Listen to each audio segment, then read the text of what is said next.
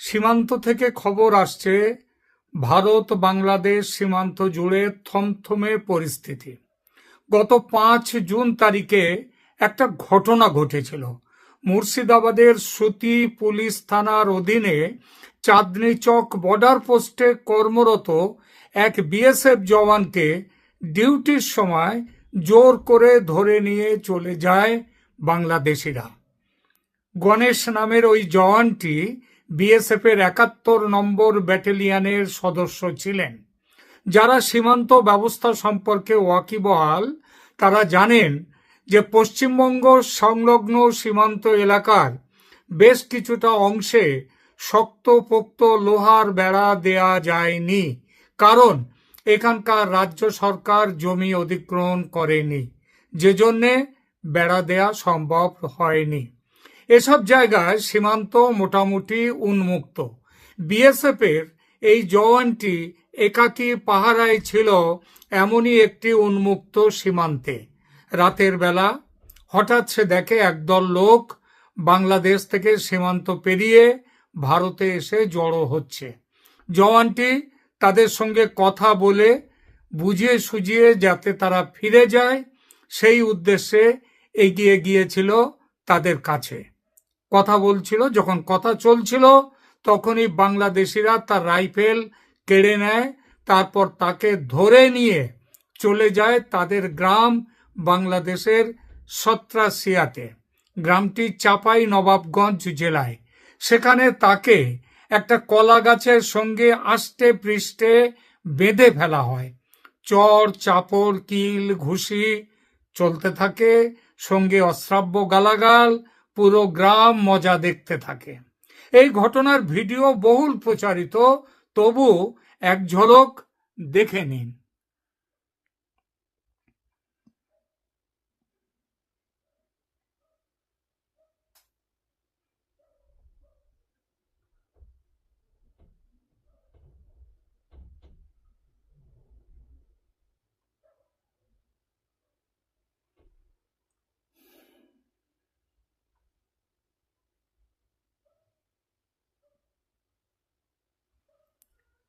দেখলেন, কয়েক ঘন্টা ধরে চলে অত্যাচার।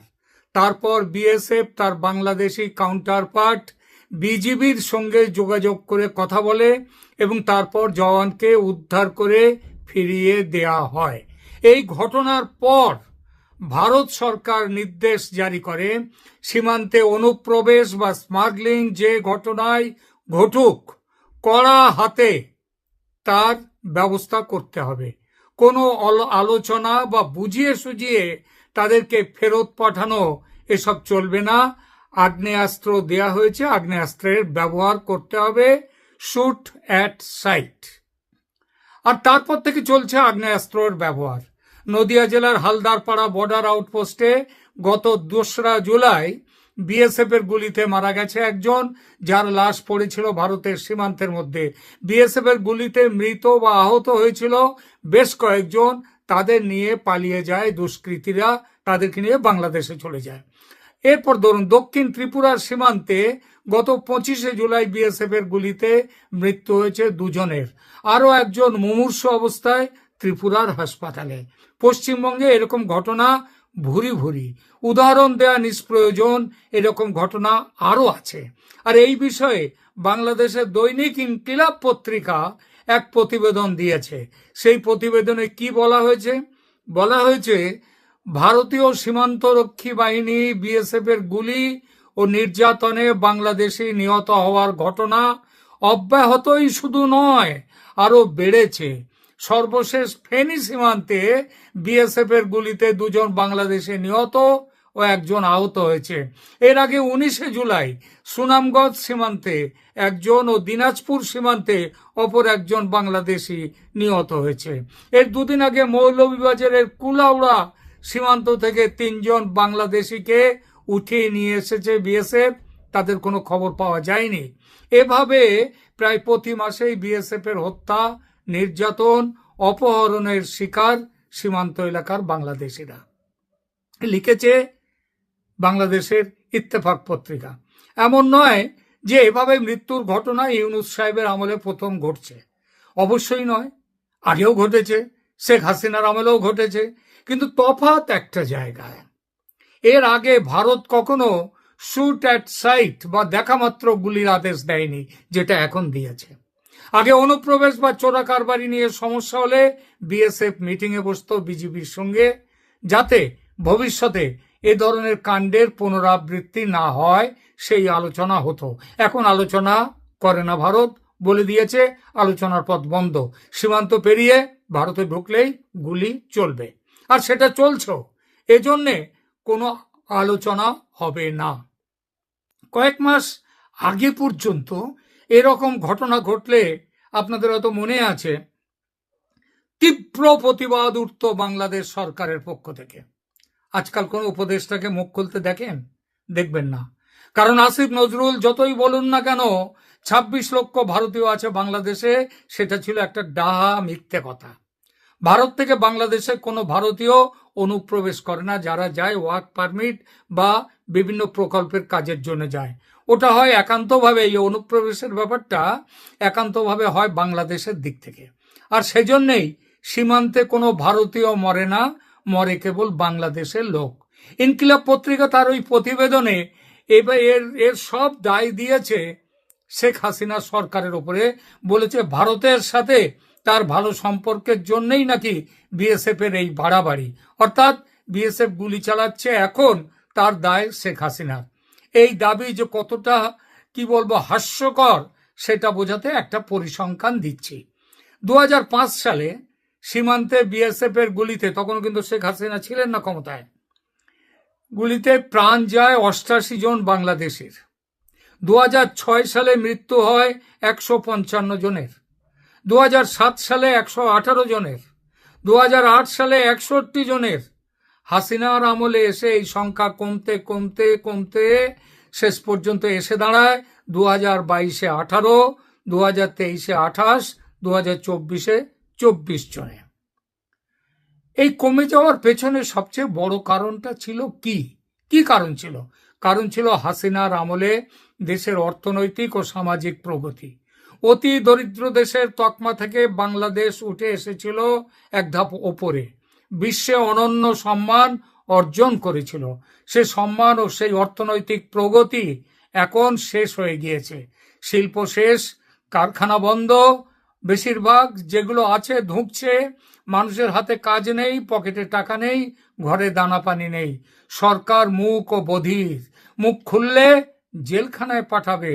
অনন্যপায় মানুষ জীবন হাতে নিয়ে তাই কাজের সন্ধানে, বাঁচার সন্ধানে ভারতে ঢুকতে চাইছে অবৈধ পথে, ভাবছে যা হয় হোক।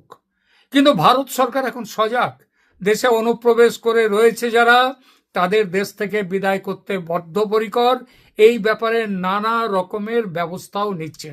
সেসব ব্যবস্থার কথা আপনারা জানেন। অসমের প্রায় 40% মুসলিমের 4 থেকে 5% মাত্র অসমের আদি বাসিন্দা মুসলিম। বাকিরা বাংলাদেশ থেকে এসে অবৈধভাবে রয়েছে অসমে, জমি জিরেত কিনেছে। গতকাল অসমের মুখ্যমন্ত্রী বলেছেন এসব জমি, স্থাবর সম্পত্তির দখল নেবে সরকার, তারপর এদের বাংলাদেশে ফিরে যাওয়া ছাড়া পথ নেই। বিহারে নির্বাচন কমিশন যে বিশেষ অভিযান শুরু করেছে, তাতে 65 লক্ষ ভোটারের নাম কাটা পড়েছে।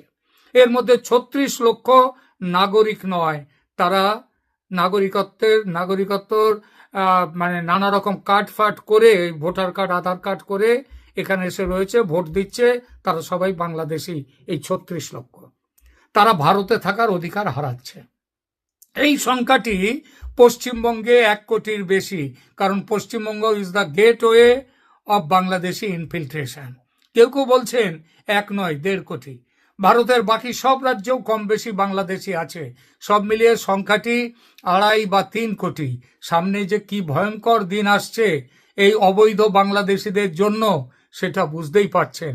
এ সময় দরকার ছিল ইউনূসের মতো ভারত বিরোধী শাসক নয়, কারণ ভারত সব দিক দিয়ে এখন বাংলাদেশকে চেপে ধরে রেখেছে। যদিও এখনো পর্যন্ত ডিজেল এবং কিছু খাবার দাবার, আরো কিছু জিনিসপত্র, সেগুলো বাংলাদেশে যাচ্ছে, কিন্তু বাংলাদেশের টুটি টিপে ধরে তাকে মেরে ফেলার সব ব্যবস্থা ভারত করেছে। যদি আওয়ামী লীগকে নিয়ে নির্বাচন তাড়াতাড়ি না করে, তাহলে এসব কাজ যেভাবে ভারত এগোচ্ছে, বাংলাদেশ তাতে হাঁসফাঁস শুরু করে দিয়েছে। সুতরাং এখন ইউনূসের মতো ভারত বিরোধী শাসক নয়, চাই হাসিনার মতো দায়িত্ব জ্ঞান সম্পন্ন শাসকের, যিনি ভারতের সঙ্গে সদ্ভাব রেখে বাংলাদেশকে আবার আগের মতো নিয়ে যেতে পারবেন অর্থনৈতিক প্রগতির পথে।